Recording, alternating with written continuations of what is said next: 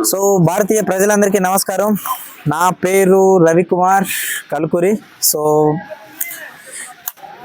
నిత్య జీవితంలో ధ్యానం అనే సిరీస్లో మనం ఈరోజు పార్ట్ 5 గురించి మాట్లాడుకోబోతున్నాం. సో పార్ట్ 5 ఏంటంటే సో నిశ్చలనం. నిశ్చలనం అంటే you can able to see this chapter. నిశ్చలనం. సో యాంత్రికత లేకుండా ఉండటమే అసలు రహస్యం అంటున్నాడు. నిశ్చలనం. చలనం అంటే కదిలేది, నిశ్చలనం అంటే నిలకడగా ఉండేది. దీని యొక్క ప్రాముఖ్యత మన జీవితంలో ఎంత ఉంది అనేది ఓషో ఇప్పుడు మనకి చాలా క్రిస్టల్ క్లియర్గా ఎక్స్ప్లెయిన్ చేశాడు. సో ఓషో మొత్తం అసలు ఎట్లా చెప్పాడంటే, అసలు ఓషోను కనుక మీరు ఫాలో అయితే కేవలం ధ్యానం ఎలా చెయ్యాలి అనే దానికి ఓషో 120 పద్ధతులు చెప్పాడు. అంటే ఈ 120 పద్ధతులు మన జీవితంలో ఎవ్రీడే వస్తూనే ఉంటాయి. నిద్రపోయేటప్పుడు, పడుకునే ముందు, మధ్యాహ్నము, సాయంత్రము, ఎర్లీ మార్నింగు, ఏ స్టేజ్లో అయినా సరే ప్రతి స్టేజ్ని ధ్యానంగా ఎలా బతకాలి అని 100 సంవత్సరాల క్రితమే ఒక మనిషి ఈ భూమి మీద బతికి మన కోసం పుస్తకం రాసి వెళ్ళిపోయాడు. ఈ పుస్తకం చదువుతున్నామంటే దాని అర్థం ఓషోతో మనం మాట్లాడుతున్నామని అంతే.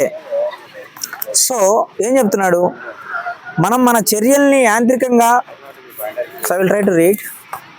మనం మన చర్యల్ని యాంత్రికత లేకుండా చేస్తే మనం పూర్తి జీవితం ధ్యానంగా మారుతుంది. అప్పుడు ఏ చిన్న విషయమైనా స్నానం చేయడం, భోజనం చేయడం, మిత్రుడితో మాట్లాడటం కూడా ధ్యానంగా మారుతుంది.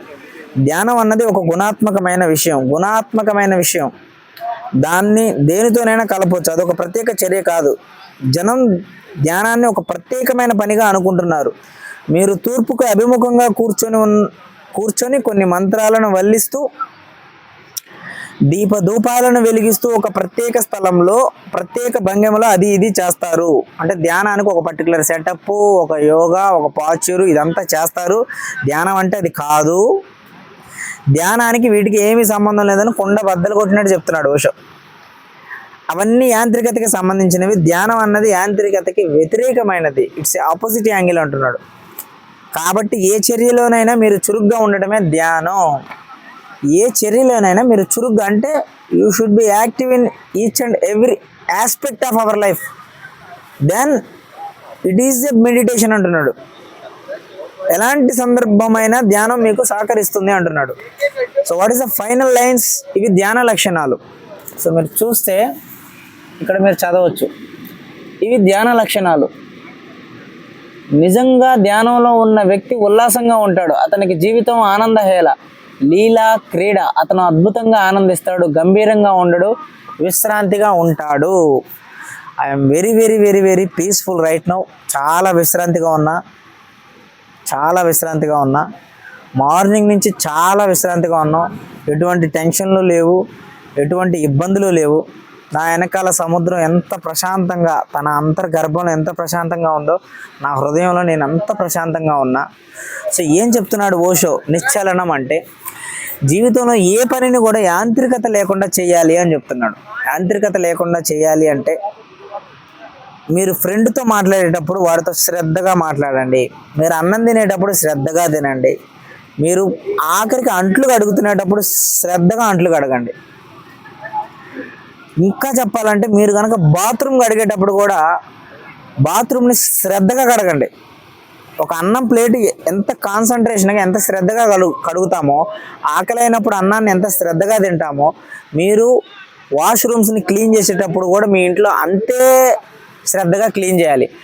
ప్రతి పనిని నువ్వు శ్రద్ధగా చేయగలిగితే అదే ధ్యానం అంటున్నాడు. అరే మూన్ లైట్ కనిపిస్తుందా? లేదు కదా? ఓకే. ఇప్పుడు మీరు చూస్తున్న ఈ కాంతి ఉంది చూసారా? ఇది చంద్రుడి కాంతి. చంద్రుడి కాంతి ఎలా అయితే అన్నిటి మీద సమానంగా ప్రకాశిస్తుందో, నీ దృష్టి కూడా ప్రతి పని మీద అన్నిటి మీద ప్రకాశవంతంగా సమానంగా వెదజల్లాలి నువ్వు. అంటే సూర్య చంద్రుడు ఎట్లయితే తన యొక్క వెలుగుని సమానంగా అన్నిటి మీద ప్రకాశం చేస్తున్నారో, మనం కూడా మన శ్రద్ధని ప్రతి పని మీద పెడితే అదే ధ్యానం అంటున్నాడు. అదే ఆనందం, అదే ముక్తి, అదే విముక్తి, అదే గొప్ప ఆనందం ఈ జీవితానికి, అదే చైతన్యం అంటున్నాడు. అతను బతికి నిరూపించి చూపించాడు ఓషో ఈ మాట. మీరు కనుక ఆచరించాలి అనుకుంటే, ధ్యానం అంటే ఏంటో మీరు తెలుసుకోవాలి అనుకుంటే, ఈ రోజు నుంచి మార్నింగ్ లేచిన దగ్గర నుంచి ఈవినింగ్ నైట్ నిద్రపోయే వరకు ప్రతి పనిని శ్రద్ధగా చేయండి. మీరు నిజంగా ధ్యానంలో ఉన్నట్టే అని చెప్తున్నాడు. సో ఇది ఆచరించడానికి చాలా అనుగుణంగా, చాలా ప్రయోజనకరంగా ఉంది. సో మళ్ళీ మనం మంచి మాటతో మళ్ళీ మనం కలుద్దాం. అప్పటి వరకు సెలవు. Signing off.